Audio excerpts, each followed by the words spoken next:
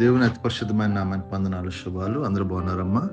దేవాదేవుడు గడిచిన శుక్రవారం నుంచి ఈ శుక్రవారం వరకు తన కృపలో భద్రపరిచి కాచి కాపాడేందుకు కృతజ్ఞతలు చెల్లించుకుంటూ ఈ దినం జరుగుతున్న ఆరాధన అంతా ఘనముగా మహిమకరంగా జరిగేలాగా మరి ప్రార్థన చేద్దాం. ఈ దినపు వాగ్దానం కూడా ధ్యానిద్దాం.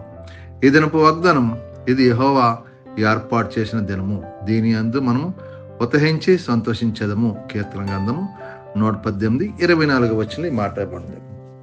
ఇది ఏర్పాటు చేసిన దినము. ప్రభు అంటున్నాడు, 6 దినములు పని చేసి 7వ దినము ఏర్పాటు.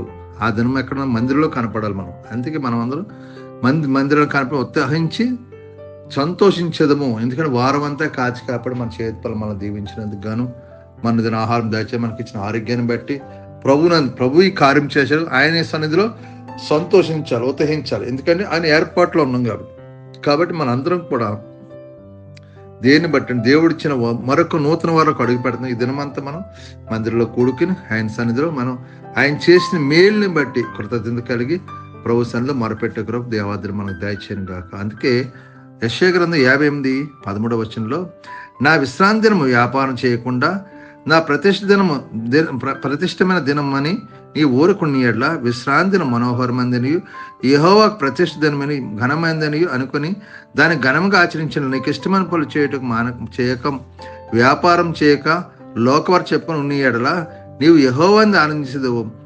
దేశం యొక్క ఉన్న స్థలం నేను ఎక్కించేదను. నీ తండ్రి అని యాకోబు శ్వాసని నీ అనుభవంలో ఉంచేదను. యెహోవా సెలవిచ్చిన వాక్కు ఇదే.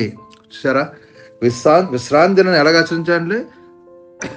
వ్యాపారం చేయకుండా ప్రతిష్ఠ దినము అని ఊరుకునేలా విశ్రాంతి మనోహరమైనది యెహోవా ప్రతిష్ఠ దినమైన ఘనమైనది అనుకుని దాన్ని ఘనముగా ఆచరణ. దేవుడు ఘనముగా, ఏదైనా మన పుట్టినరోజు ఎంతో ఘనముగా చేసుకుంటాం, మన పెళ్లి రోజు ఎంతో ఘనముగా చేసుకుంటాం. కానీ దేవుడు ఏర్పాటు చేసిన దినాన్ని ఘనంగా చేయట్లేదు. అందుకే దీన్ని ఘనంగా చేయాలి. అయ్యా వారం అంతా కాచి ఘనంగా చేసినప్పుడు ఏమంటున్నాడంట, నీకు ఇష్టమని చేయక వ్యాపారం చేయక లోకవారు చెప్పుకుని నీ ఎడ్ల నీవు యెహోవా యందు ఆనందించేదు. దేశం యొక్క ఉన్న స్థలం మీద నేను ఎక్కించేదను. నీ తండ్రి అని యాకోబు శ్వాసని అనుభవంలో ఉంచేదను. యెహోవా సెలవిచ్చింది ఇదే అంటున్నాడు ప్రభు.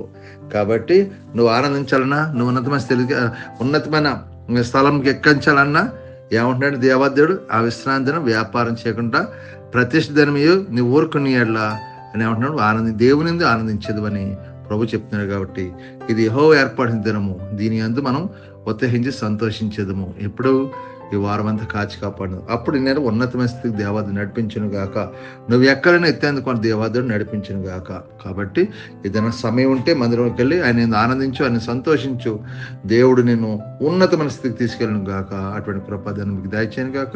ప్రార్థన చేస్తాను, మీరు కూడా నాతో ఏకీభవించండి. సర్వోన్నతుడా, సర్వశక్తిమంతుడా, జీవం గల యేసు ప్రభువా, నీకు 104 స్తోత్రాలు. ఇదిగో నాయన మరొక నూతన వారిలోకి అడుగు పెడుతున్నాం.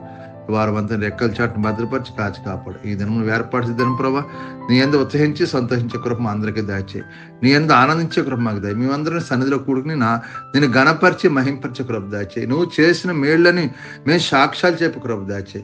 అయ్యా పనుల భారంతో ఒత్తిడితో ఎంతమంది రాలేకపోతున్నాం, బిడ్డలందరికీ పనుల భారం ఒత్తిడి తీసే ప్రభా, సహాయం చేయండి ప్రభా. అయ్యా ప్రయాసపడి భారం సమస్త దినారా నా దగ్గర రండి. విశ్రాంతిని, శాంతిని, సమాధానం ఇస్తాను అవుతండి. అయ్యా సమాధానం, శాంతిని దయచేయండి ప్రభా. కృప చూపించండి, దీవించండి. నీ అభిషేకం, నీ ఆత్మ, నీ పరిశుద్ధాన్ని సన్నిధి మాపై కుమ్మరించు. నీ ఆత్మకార్యాలు జరిగించు, నీ మహిమ కార్యాలు జరిగి సహాయం చేయ. దుష్టుడు సాతాను గలిబిల్లి లేకుండా సహాయం చేయి. సమయంలో ప్రతిబిడ్ని మందిలో కూడుకుని నేను ఆరాధించుకుని కృప దాచే. ప్రతిబిడ్డకి సమయం దాచే ప్రభా. ఈ దినం ప్రభా అనేక ఆశ్చర్యంగా అద్భుతకాలు వచ్చే 4 మాసం అంతా కాచి కాపాడే ప్రభా. ఇగో నేను ఆఖరి వారంలో ఉన్నా ప్రభా, నేను మరొక నూతనలోకి అడుగు పెడుతున్నాం. 4 నెలలు ఎంతగానో కాచి కాపాడే ప్రభా. 5 నెలలకు అడుగు పెడతాం.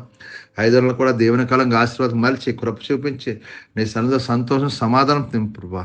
కృప చూపించి దీవించమని మిమ్మల్ని మీరు మహింపరచుకొని మీకే మహిమా ఘనత ప్రభావాలు పొందుకొని యేసు పరిశుద్ధం అడిగి వేడుకుంటున్నాం తండ్రి, ఆమేన్.